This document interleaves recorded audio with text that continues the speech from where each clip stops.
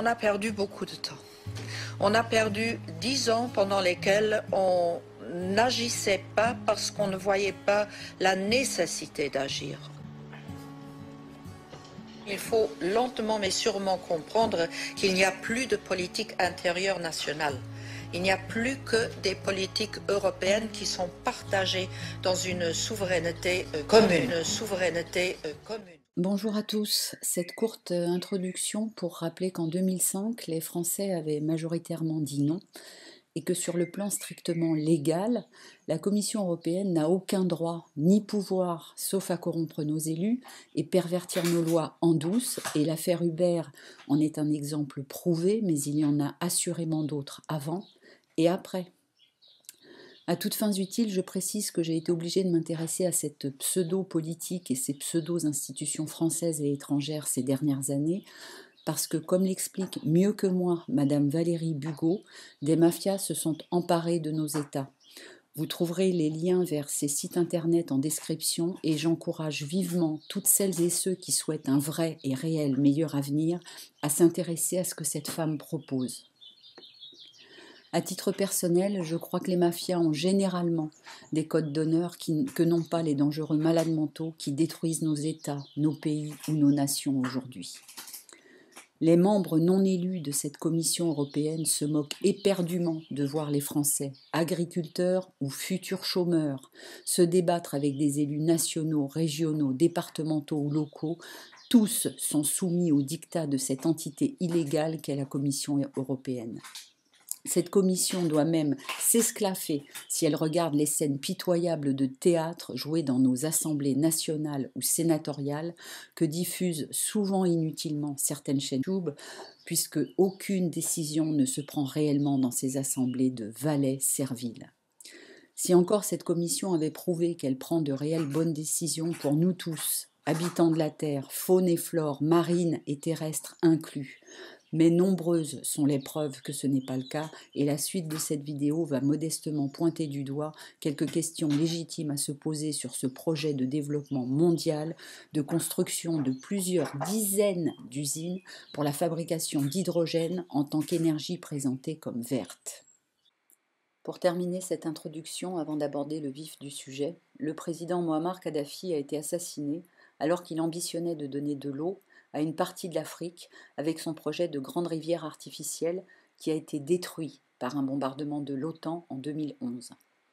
Alors j'ai envie de demander, combien de temps va-t-on accepter qu'on nous présente un Muammar Kadhafi comme un dictateur, ou accepter le dégueulis de nos merdias sur Vladimir Poutine, et supporter que ces mêmes merdias cherchent par ailleurs à nous obliger à croire qu'une von der Leyen serait respectable, alors que l'avenir prouvera très certainement qu'elle n'est qu'une cruelle criminelle au sens large du terme, parce qu'il ne faut pas s'y tromper. Le SMS Gate et Pfizer ne sont que du pipi de chat par rapport aux faits innommables que nous sommes nombreux à savoir sans pouvoir agir.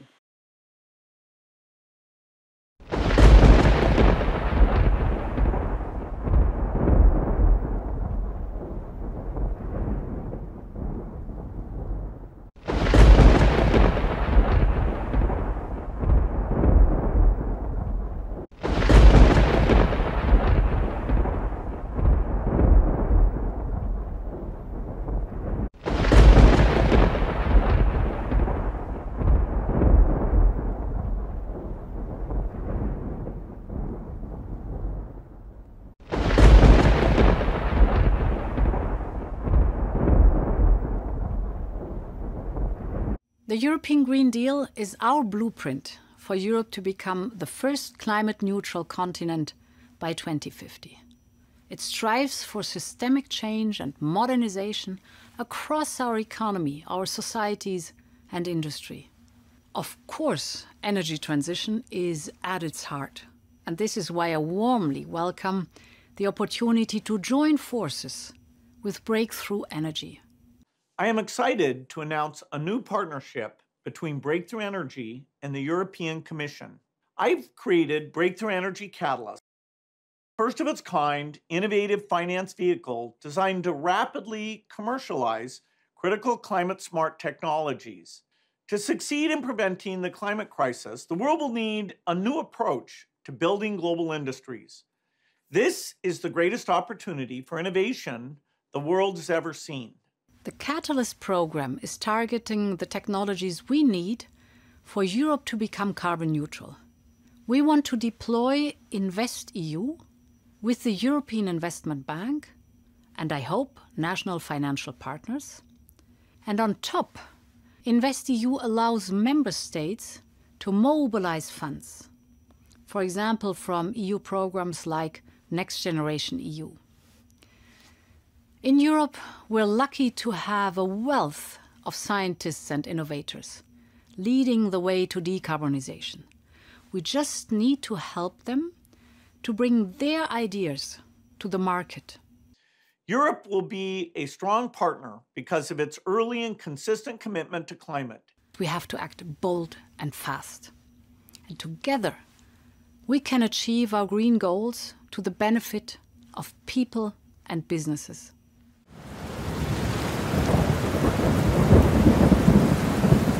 Dear friends of Hydrogen Europe and the Clean Hydrogen Partnership, Excellencies, distinguished guests, ladies and gentlemen. I remember very vividly the moment when we launched the European Green Deal exactly 4 years ago. Back then, clean hydrogen was the dream of a few visionaries, many of whom are in the audience today. Those visionaries believed that clean hydrogen could be central to our transition towards climate neutrality. With its potential to power heavy industries, to propel trucks and trains, and to store seasonal energy.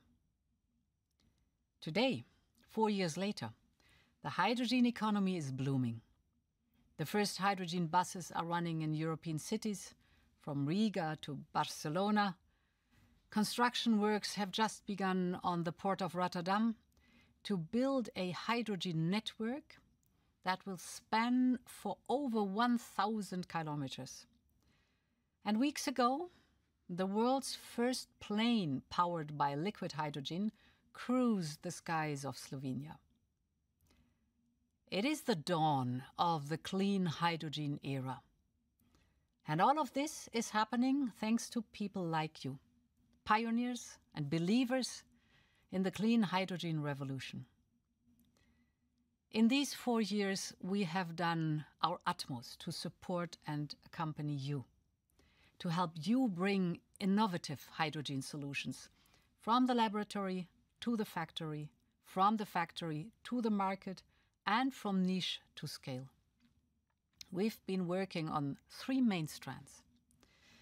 First, strong public investment to scale up the hydrogen market. Second, international cooperation to build a global market for hydrogen. And third, a new partnership with the private sector to spur innovation. So let me update you on the progress we have achieved so far on each strand of work. First, on investment. The European Green Deal is backed by massive investment. With Next Generation EU and REPowerEU, we are investing in hydrogen valleys, hydrogen trains, and clean steel factories. We have authorized over 17 billion euros in state aid for roughly 80 hydrogen projects across the European Union. And this week, we're taking the next step, launching the first auction of the European Hydrogen Bank. It is backed by 800 million euros in European funding, and more importantly, it will attract private sector financing and result in commercial offtake agreements. Today, I can also announce the next steps for the European Hydrogen Bank. In spring 2024, we will launch the second round of auctions, reaching a total value of 3 billion euros. It is a promise we made 1 year ago, and it is now becoming reality. In parallel, we're also working on the international leg of the European Hydrogen Bank. This will secure diversified imports of renewable hydrogen from reliable suppliers abroad. And this leads me to my second point. That is developing a global market for clean hydrogen. We have already signed hydrogen partnerships with countries ranging from Egypt, Kenya, and Namibia to Latin American countries. They have immense potential to produce clean energy, transform it into clean hydrogen, and then ship it to the world. And here at the Hydrogen Week, new and I must say exciting initiatives will see the light and will be discussed with Kazakhstan, Australia, and Oman. And together with President Lula of Brazil, we are announcing the European Union's support to build one of the biggest hydrogen projects in the world in the Brazilian state of Piauí. It is part of a €2 billion global gateway investment in the hydrogen value chain in Brazil. This new green energy park will be a 10 gigawatt production facility for clean hydrogen and ammonia, which will then be shipped to the island of Krk in Croatia. From there, hydrogen will travel to serve industrial off-takers in Southeast Europe. And in parallel, this project will create local jobs and value chains in Brazil. All of this shows more than ever that Europe is not only a clean hydrogen pioneer, but also a partner to build a worldwide hydrogen market. With these public investments, we are helping attract and mobilize massive private capital. Cooperation with the private sector is my third and final point. This has always been the logic of the European Green Deal. We provide clear rules and incentives so that you, inventors and investors, can push forward the clean transition. With you, the industry, in the driving seat, and this is why we have just launched a series of clean transition dialogues with each industrial ecosystem. And it was only natural to dedicate the first clean transition dialogue to the hydrogen industry. Last month, we sat down with many of you to plan the next phase for the European hydrogen sector. And now we have to follow up on our conversation, and we will do just that.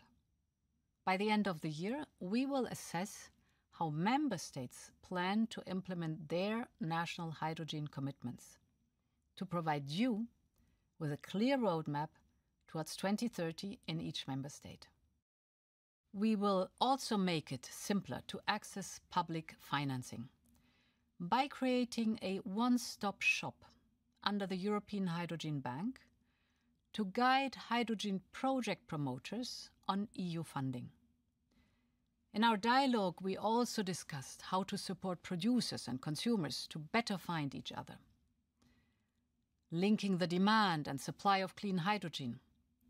We will do this by creating a public platform where consumers can indicate their demand and producers can find their off-takers. These are just 3 examples that show how we are moving to the next phase. From dialogue with industry to the actual creation of Europe's hydrogen market, setting it on the fast track.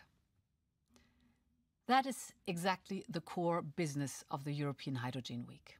It is a place where governments meet industry, companies meet customers, and ideas meet investors. It is a place where vision becomes reality. And this is the destiny of the clean hydrogen economy. I wish you all a very successful European Hydrogen Week.